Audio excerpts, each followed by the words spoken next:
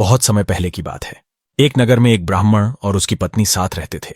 उनकी शादी को अभी ज्यादा समय नहीं हुआ था। कुछ समय बाद उनके घर एक पुत्र का जन्म हुआ। जब वह पुत्र केवल 5 वर्ष का था तभी उसके पिता का देहांत हो गया। अब घर में कोई कमाने वाला नहीं बचा। ब्राह्मण की पत्नी बहुत दुखी हो गई, लेकिन अपने बेटे के लिए उसने हिम्मत नहीं हारी। उसी नगर में एक बहुत अमीर सेठ रहता था।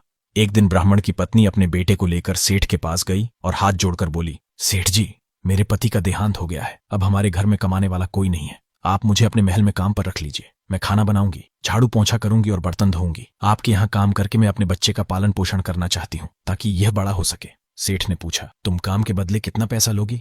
ब्राह्मण की पत्नी बोली, सेठ जी, मुझे पैसे नहीं चाहिए। बस मुझे और मेरे बेटे को रोटी और कपड़ा दे दीजिए। इसके अलावा मुझे कुछ नहीं चाहिए। सेठ उसकी बात मान गया और उसे अपने महल में काम पर रख लिया। काम पर रखने से पहले ब्राह्मण की पत्नी ने अपने पास रखी 2 लाल मणियां सेठ को देते हुए कहा, सेठ जी, ये 2 लाल मणियां मेरी जमा पूंजी हैं। आप इन्हें अपने पास सुरक्षित रख लीजिए। जब मेरा बेटा बड़ा हो जाएगा तब आप मुझे ये वापस कर दीजिएगा। सेठ ने वे दोनों लाल मणियां लेकर अपनी तिजोरी में रख दी।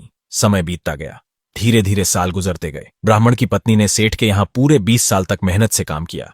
उसका बेटा भी बड़ा हो गया। एक दिन ब्राह्मण की पत्नी ने सोचा, अब मेरा बेटा बड़ा हो गया है। हमने सेठ के यहाँ बहुत काम कर लिया। अब हम अपने घर में रहकर काम करेंगे। यह सोचकर वह महल में गई और सेठ से बोली, सेठ जी, आपने हमें 20 साल तक अपने यहाँ रखा, कभी खाने पीने या कपड़े की कोई कमी नहीं होने दी। अब मेरा बेटा बड़ा हो चुका है। अब हम अपने घर में रहेंगे। जो 2 लाल मणियां मैंने काम पर आने से पहले आपको दी थी, कृपया वे मुझे वापस दे दीजिए। यह सुनते ही सेठ के मन में लालच आ गया। उसने गुस्से में कहा, तुमने मुझे कोई लाल मणियां नहीं दी थी। अगर तुम्हारे पास लाल मणियां होती तो तुम इतने साल तक मेरे यहाँ काम क्यों करती? मैंने तुम्हें 20 साल तक अपने यहाँ रखा और आज तुम मुझ पर झूठा इल्जाम लगा रही हो।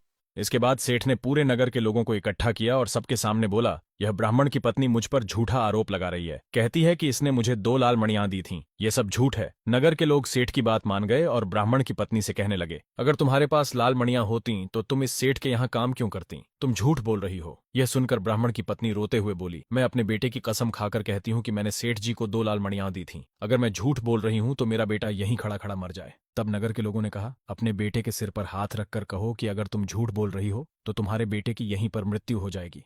तुम सच बोल रही हो तो जिंदा रहेगा, तभी हम तुम्हारी बात मानेंगे। तब ब्राह्मण की पत्नी ने अपने लड़के के सिर पर हाथ रखा और कहा, अगर मैं झूठ बोल रही हूं तो मेरा लड़का हाथ रखते ही मर जाए। जैसे ही उसने अपने लड़के के सिर पर हाथ रखा, उसी समय वह लड़का नीचे गिर गया। यह देखकर सभी गांव वाले बोले, ये औरत झूठ बोल रही थी। इसके पास कोई लाल मणियां नहीं थी। लालच में इसने अपने बच्चे को भी खो दिया। इसके बाद नगर के सभी लोगों ने फैसला किया कि इस महिला के लड़के को श्मशान घाट ले जाने में कोई भी मदद नहीं करेगा। तब ब्राह्मण की पत्नी अपने लड़के को गोद में उठाकर श्मशान घाट की ओर चल पड़ी। रास्ते में उसे एक बूढ़ा आदमी मिला। उस बूढ़े आदमी ने पूछा, तुम कहाँ जा रही हो? ब्राह्मण की पत्नी ने कहा, मेरे लड़के की मौत हो गई है, मैं इसे श्मशान ले जा रही हूँ। बूढ़ा आदमी बोला, यह तुम्हारा लड़का अभी जिंदा है, इसकी मौत नहीं हुई है। यह सुनकर ब्राह्मण की पत्नी ने पूछा, आप कौन हो और आपको कैसे पता कि मेरा लड़का जिंदा है? तब उस बूढ़े आदमी ने कहा, मैं कलयुग हूँ।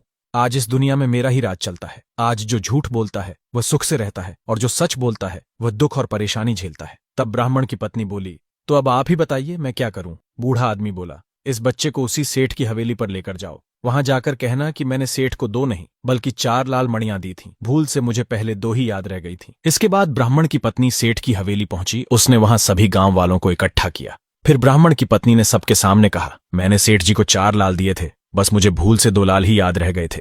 यह सुनकर गांव वालों को उस पर यकीन नहीं हुआ। वे कहने लगे, पहले तुम 2 बता रही थी और अब 4 बता रही हो, तुम झूठ बोल रही हो। गांव वालों को ब्राह्मण की पत्नी की बात पर जरा सा भी भरोसा नहीं हो रहा था। तब ब्राह्मण की पत्नी बोली, अगर मैंने सच में सेठ जी को 4 लाल दिए हैं तो मेरा बेटा जिंदा हो जाएगा, और अगर मैंने 2 लाल ही दिए हैं तो मेरा बेटा जिंदा नहीं होगा।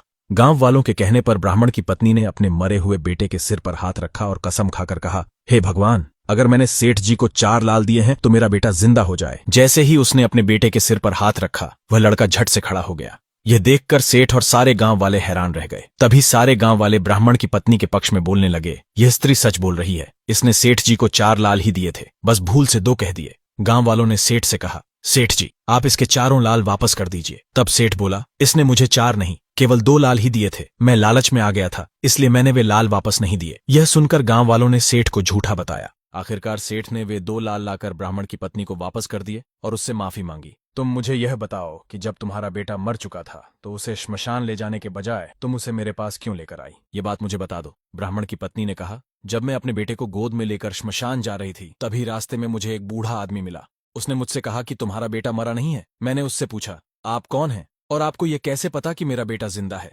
तब उस बूढ़े आदमी ने कहा, मैं कलयुग हूं, आजकल मेरा ही पहरा चलता है। तुम अपने बेटे को सेठ के महल के सामने ले जाओ और सबके सामने कहो कि तुमने 4 लाल दिए थे। फिर अपने बेटे के सिर पर हाथ रखकर कसम खाना, सच अपने आप सामने आ जाएगा। मैंने वैसा ही किया और मेरा बेटा जिंदा हो गया। यह सुनकर सेठ बोला, आज के बाद मैं कभी लालच और कंजूसी नहीं करूंगा। तो दोस्तों, आपको यह कहानी कैसी लगी कमेंट में जरूर बताएं और चैनल को सब्सक्राइब जरूर करें, क्योंकि अगली कहानी इससे भी ज्यादा भावुक और रोचक होने वाली है।